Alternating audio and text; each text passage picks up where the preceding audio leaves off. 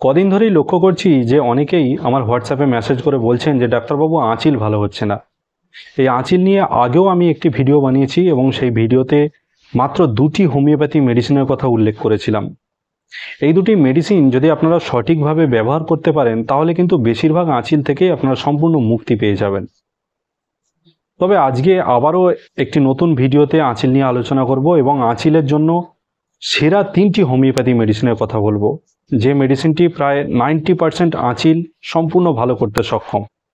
কিন্তু শর্ত একটাই, যে হোমিওপ্যাথি যে কোনো মেডিসিন ব্যবহার করতে গেলে আপনাকে লক্ষণ ভিত্তিকভাবে ব্যবহার করতে হবে। আপনি যদি আঁচিলের জন্য কোনো স্পেসিফিক মেডিসিন ভেবে থাকেন, ধরুন অনেকে ভাবেন যে আঁচিলের জন্য থুজাই একমাত্র মেডিসিন, কিন্তু এরকম নয়।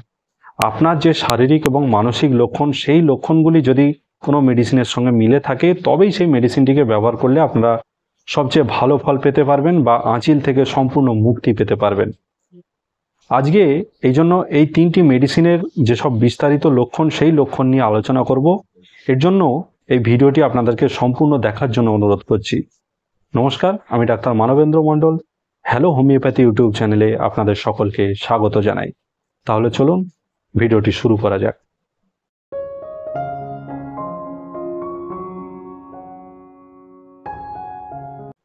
আঁচিল হলো এক ধরনের ভাইরাস ঘটিত রোগ, সেই জন্য আঁচিল ছোঁয়াচেও বটে। আঁচিলের যে ভাইরাস সেটাকে বলা হয় এইচপিভি বা হিউম্যান প্যাপিলোমা ভাইরাস। এই ভাইরাস যখন আমাদের শরীরে আক্রমণ করে বা আমাদের ত্বকে যেখানে আক্রমণ করে সেই জায়গায় এক রকমের ওভারগ্রোথ সৃষ্টি করে থাকে। এই ওভারগ্রোথ যেটা তৈরি হয় সেটাকেই আমরা আঁচিল বলে থাকি, এবং এই আঁচিল কিন্তু সম্পূর্ণ নন ক্যান্সারাস বা বিনাইন। সেই জন্য এই আঁচিলগুলি যদি আপনার শরীরে দীর্ঘদিন থেকেও থাকে তাহলে কিন্তু এই আঁচিলগুলির থেকে আপনার শরীরে বড় কোনো ক্ষতির সম্ভাবনা থাকে না। একটাই সমস্যা হতে পারে যে এই ধরনের আঁচিলগুলি আপনার সৌন্দর্যে একরকম বাধা সৃষ্টি করতে পারে।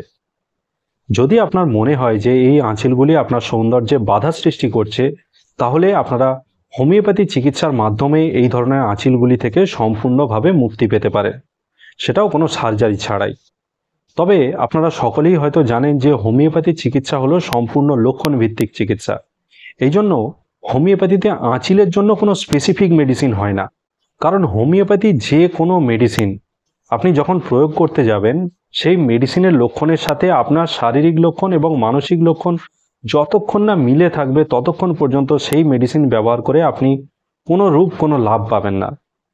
এই জন্য আজকে যে 3টি হোমিওপ্যাথি মেডিসিন আমি আঁচিলের জন্য আলোচনা করব, সেই 3টি হোমিওপ্যাথি মেডিসিনের যেসব লক্ষণগুলো আলোচনা করব সেই লক্ষণগুলো আপনাদেরকে ভালো করে শুনে রাখতে হবে বা বুঝে রাখতে হবে, বা আপনারা চাইলে লিখেও রাখতে পারেন।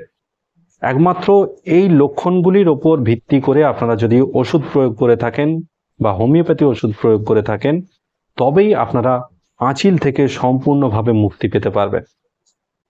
আজকের এই ভিডিওতে আঁচিলের জন্য হোমিওপ্যাথির যে প্রথম মেডিসিনটির কথা বলবো সেই মেডিসিনটির নাম হলো থুজা অক্সিডেন্টালিস।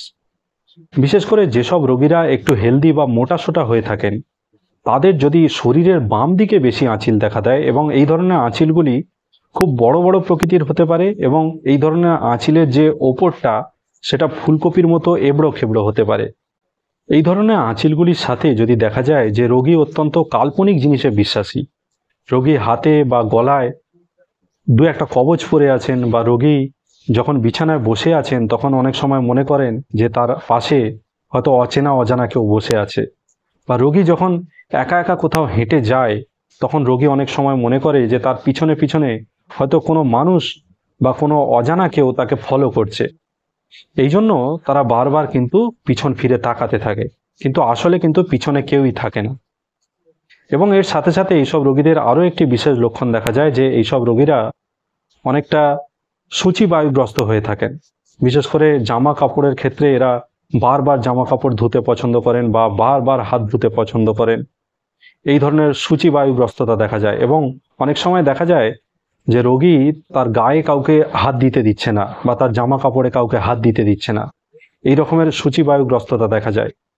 এই ধরনের মানসিক লক্ষণযুক্ত ব্যক্তিদের যদি শরীরের বাম দিকে বেশি আঁচিল দেখা যায় এবং সেই আঁচিলগুলি যদি খুব বড় বড় এবং আঁচিলের ওপরটা অমসৃণ ফুলকপির মতো এবড়ো খেবড়ো হয়ে থাকে, এই ধরনের আঁচিলের ক্ষেত্রে আপনারা থুজা মেডিসিনটিকে 50 মিলিসিমাল পোটেন্সিতে রোজ সকালে খালি পেটে 10 ml করে খেতে পারেন, তাহলে এই ধরনের আঁচিল থেকে কিছুদিনের মধ্যেই আপনারা সম্পূর্ণ মুক্তি পেয়ে যাবেন।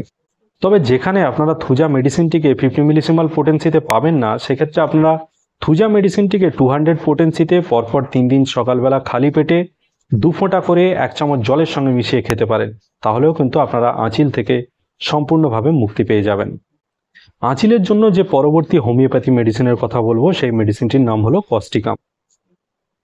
বিশেষ করে এই ধরনের রোগীরা অত্যন্ত রোগা প্রকৃতির হয়ে থাকেন এবং এদের শরীরে যেসব আঁচিলগুলি দেখা যায় সেগুলি সাধারণত এদের শরীরের ডান দিকেই সবচেয়ে বেশি দেখা যায় এবং শরীরের ওপরের দিকে সবচেয়ে বেশি দেখা যায়।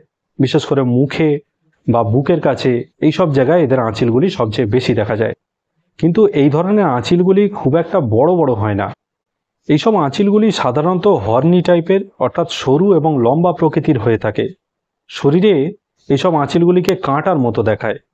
শরীরে এই ধরনের আঁচিলের সাথে যদি দেখা যায় যে এইসব ব্যক্তিরা ভাতের সঙ্গে কাঁচা লবণ খেতে খুব পছন্দ করেন, কিন্তু এরা মিষ্টি খেতে একদম পছন্দ করেন না। এই ধরনের ব্যক্তিদের যদি দেখা যায় যে এরা মানসিকভাবে অত্যন্ত সহানুভূতিশীল, এরা কারো দুঃখ কষ্ট খুব একটা সহ্য করতে পারে না, কারো দুঃখ দেখলে এরা তাকে সাহায্য করার জন্য এগিয়ে যান। এবং এই ধরনের মানসিক লক্ষণগুলির সাথে যদি দেখা যায় যে এই ধরনের রোগীদের কনস্টিপেশনের সমস্যা আছে এবং এদের একটা ঘুমের সমস্যা আছে। যখন এরা প্রথমে ঘুমাতে যায় তখন এদের সহজে ঘুম আসে না, এরা বিছানায় এপাশ ওপাশ করতে থাকে, কিন্তু ঘুম আসতে এদের অনেকটা দেরি হয়। এই ধরনের লক্ষণযুক্ত ব্যক্তিদের ডান দিকে যদি এই ধরনের হর্নি এবং সরু সরু কাঁটার মতো আঁচিল দেখা যায়, সেক্ষেত্রে আপনারা কস্টিকাম মেডিসিনটিকে 50 মিলিসিমাল পোটেন্সিতে রোজ সকালে খালি পেটে 10 ml করে খেতে পারেন, তাহলে কিছুদিনের মধ্যেই আপনাদের এই রকমের আঁচিল সম্পূর্ণ সেরে যাবে। তবে যেক্ষেত্রে কস্টিকাম মেডিসিনটির 50 মিলিসিমাল পোটেন্সি পাওয়া যাবে না, সেক্ষেত্রে আপনারা কস্টিকাম মেডিসিনটিকে 30 পোটেন্সিতে পরপর 3 দিন সকালবেলা খালি পেটে 2 ফোঁটা করে 1 চামচ জলের সঙ্গে মিশিয়ে খেতে পারেন, তাহলেও আপনাদের এই ধরনের আঁচিল সম্পূর্ণ সেরে যাবে।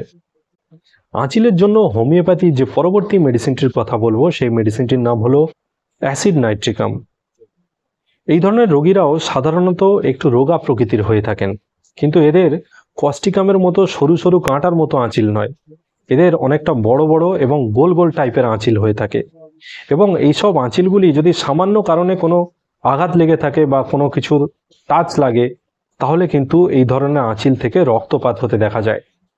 এই ধরনের আঁচিলগুলির সাথে যদি দেখা যায় যে এইসব রোগীদের শরীরের সকল স্রাব অত্যন্ত দুর্গন্ধযুক্ত, বিশেষ করে এদের প্রস্রাব অত্যন্ত দুর্গন্ধযুক্ত, এরা যদি বাথরুমে প্রস্রাব করে জল না ঢালে সেই বাথরুমে কিন্তু অন্য কেউ ঢুকতে পারবে না, এদের প্রস্রাবের দুর্গন্ধ এতটাই তীব্র হয়ে থাকে।